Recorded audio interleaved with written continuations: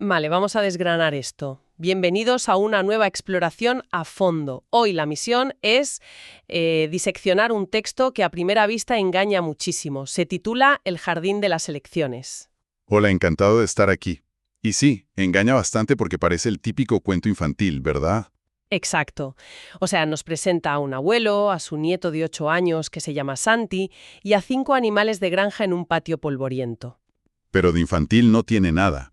Bajo esa fachada el texto esconde una clase magistral brutal sobre teoría de juegos, sobre la toma de decisiones y bueno, sobre una estructura fascinante que llama la arquitectura del yo altifrágil. Fíjate que arranca con Santi llegando de la escuela con una duda existencial. Le dice a su abuelo que le han enseñado que la vida es una serie de decisiones. Y el abuelo, en lugar de soltarle un sermón, le dice que observe el jardín. Que observe cómo el jardín funciona como un sistema de cálculo viviente. El texto vincula a todo este ecosistema con el concepto del heptocubo, o el nepoaltinzin. Espera, ¿el nepo... qué? A ver, aterricemos eso un poco. Sí, a ver, el nepoaltinzin es un antiguo ábaco mesoamericano. El documento propone que cada elección que hacemos es como mover una cuenta en este ábaco. Es una matriz existencial, de 7 centros o esferas de energía. Madre mía. O sea que pasamos de unos animales en un patio a una matriz geométrica y existencial. Totalmente. Y lo genial es que no hace falta saber matemáticas complejas para pillarlo. El abuelo le muestra a Santi cómo la mente opera frente a la escasez con el primer ejemplo. Claro, el dilema del grano. Esto es genial. Tenemos a Yemita, que es una gallina naranja súper rápida, y al gran N, un ganso blanco enorme. 2 jugadores con ventajas distintas. Eso es. Y de pronto cae al suelo un solo puñado de grano de un saco que está roto. Tienen, literalmente, un segundo para decidir. Y la teoría clásica, la del más fuerte, te diría que es un juego de suma cero. El ganso es más grande, debería intimidar a la gallina, comérselo todo y punto. Pero no lo hace. Y aquí es donde se pone realmente interesante la cosa. No pelean. Deciden dividir el grano. Ambos comen menos hoy. Ujú.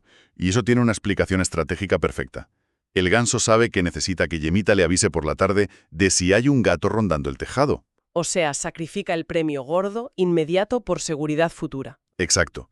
Esto es lo que en teoría de juegos Robert Axelrod llamaba la sombra del futuro.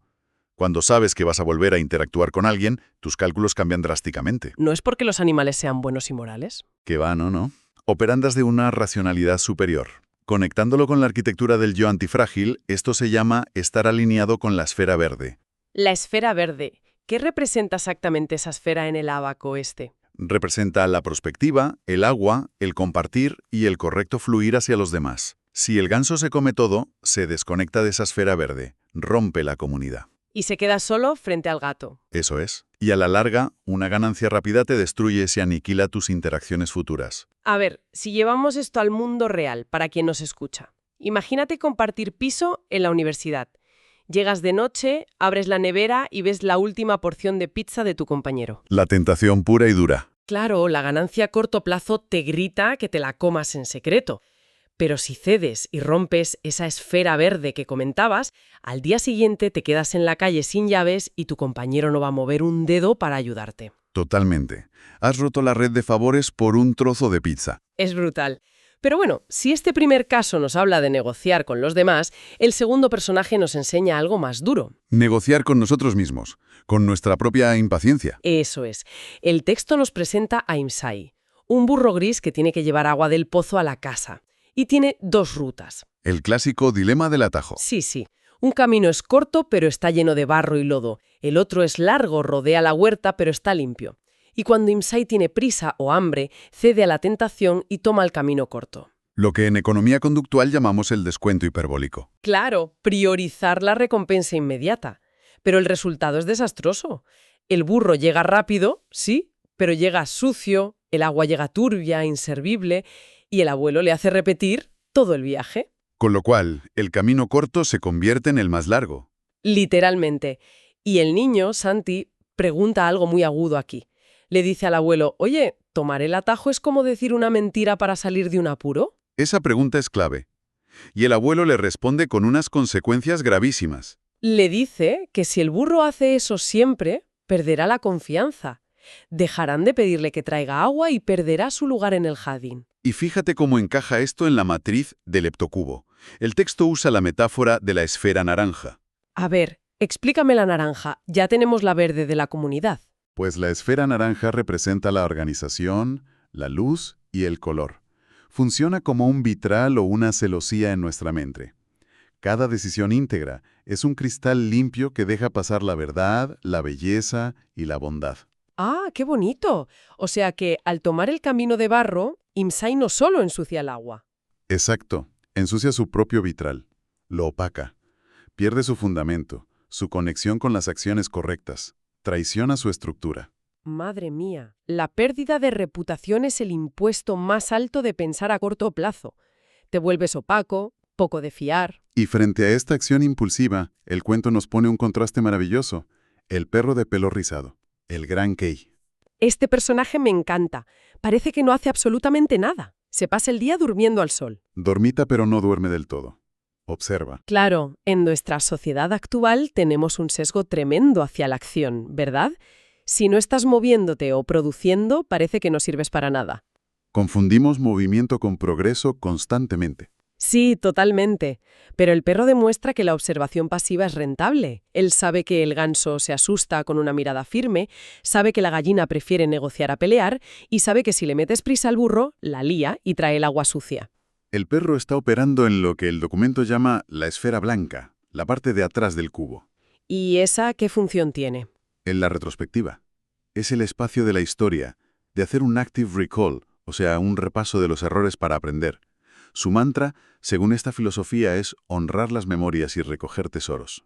Recoge datos en silencio, no gasta energía en peleas tontas. Exacto. Y esto plantea una cuestión muy profunda sobre qué significa realmente ganar. El abuelo le explica a Santi que ganar es una palabra engañosa. Sí, porque solemos pensar que ganar es aplastar al oponente. Pero a veces la victoria óptima es que ambas partes ganen menos de lo que querían, pero más de lo que tendrían si se destruyeran mutuamente. Es pura empatía táctica. Predecir al otro gracias a toda esa información acumulada. Así es.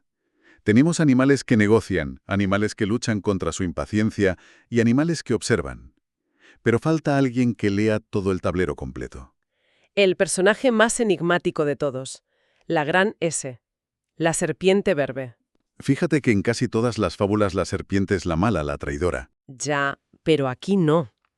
Aquí es la portadora de la verdad sistémica. Apenas habla, pero cuando el ganso y la gallina se reparten el grano, ella hace una pregunta que paraliza a todos. Les dice, a ver, ¿de dónde venía ese grano? Y les rompe los esquemas. Totalmente, porque el grano venía del saco, que venía del mercado, que dependía del camino, de la lluvia, de la tierra. La serpiente les demuestra que nadie decide solo. Nos recuerda que las elecciones resuenan en todo el ecosistema. Si el perro come de más, desestabiliza las raciones. Si el burro compacta siempre la misma tierra al pisar, mata el pasto. Todo está conectado. En el sistema de los 7 cubos, la serpiente representa el corazón, el punto cero. El punto cero. Suena a reinicio. Es el centro exacto. El documento dice que el ser humano es como un fractal solar. Desde ese punto cero, irradiamos 4 cosas fundamentales. ¿Cuáles son? Calor, que es la voluntad. Luz, que es la verdad que pasa por el vitral limpio. Fluidez, que es el agua que no se estanca. Y estructura, que es el templo. La serpiente les advierte de que si dañan la estructura o el agua, se acaba el juego para todos. O sea, si rompes el tablero, no hay más jugadas. Es una lección brutal de sostenibilidad. Pero claro, toda esta teoría del abuelo es preciosa hasta que Santi hace la pregunta del millón. La pregunta más realista e incómoda de la historia. Santi le dice, abuelo, vale, todo esto está muy bien, pero ¿qué hacemos cuando no hay tiempo para pensar? Cuando hay una crisis de verdad. Es que los modelos teóricos siempre asumen que tienes tiempo para hacer un árbol de decisión. Y la vida real no es así. El tiempo desaparece. Y la respuesta del abuelo es, bueno, es el núcleo de toda esta exploración. Le dice que cuando no tienes tiempo, decides con lo que ya eres. Decides con los hábitos. Y el burro Imsai lo confirma ahí mismo, ¿verdad? Sí, Imsai dice que la primera vez que tomó el camino largo y limpio le costó la vida. La 10ª vez ya era una costumbre. Pero la 100ª vez tomar el camino correcto era simplemente quién es. Es que la neurociencia respalda esto perfectamente. Ah, ¿sí?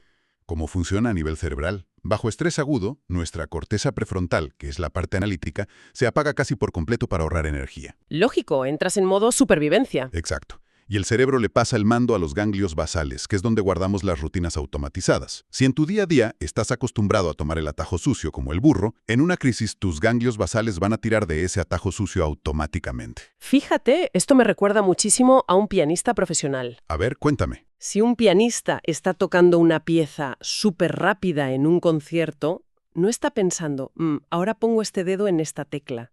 Es imposible.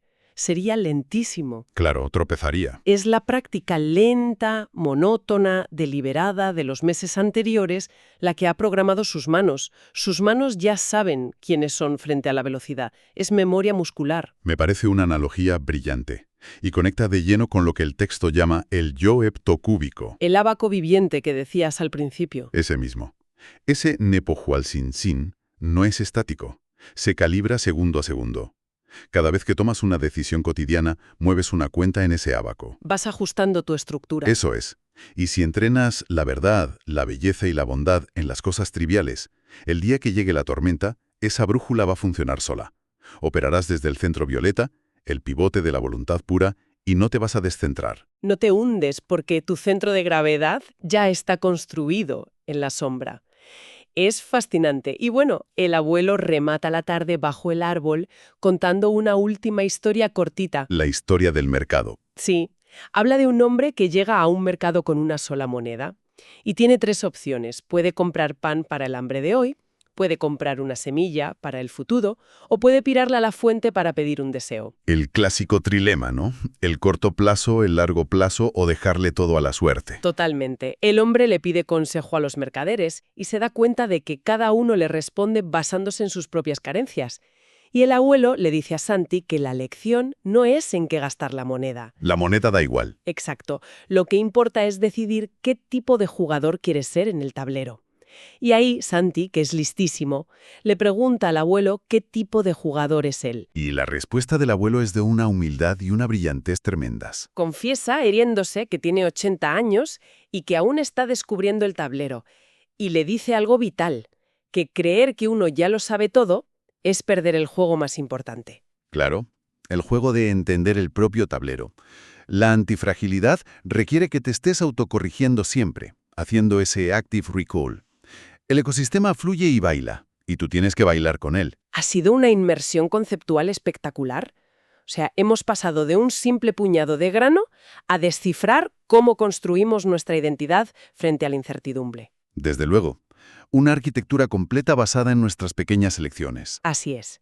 Y sabiendo esto, sabiendo que, como decía el burro, la 100ª vez que haces algo se convierte en tu esencia automática, quiero dejar una idea provocadora para quien nos escucha.